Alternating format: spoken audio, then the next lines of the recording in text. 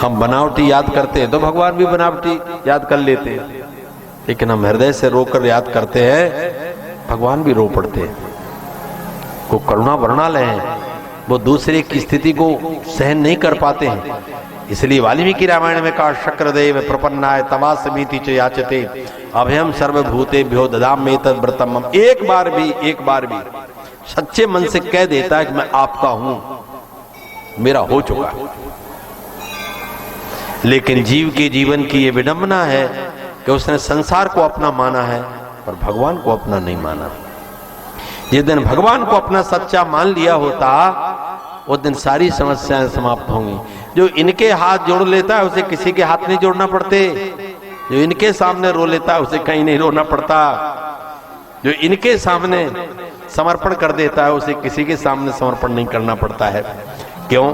कि जीवात्मा का परमात्मा का अंतरंग संबंध है।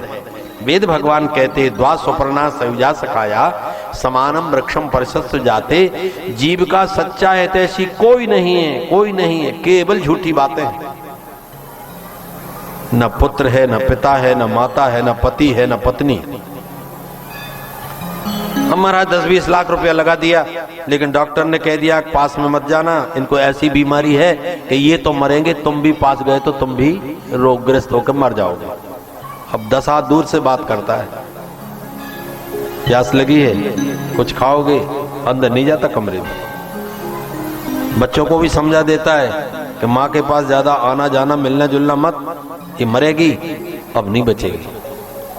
अब सब बाहर से पूछते हैं, बाहर से खाने पीने डालते हैं। जब उसे कष्ट होता है, वेदना होती है और वो कराहती है, तब जिनको अपना माना था वे कोई नहीं गए, तब आग का आंसू पहुंचने उन्हीं भगवान को आना पड़ता है, क्योंकि सच्चे मित्र वही थे और दूसरा कोई सगा था कहां।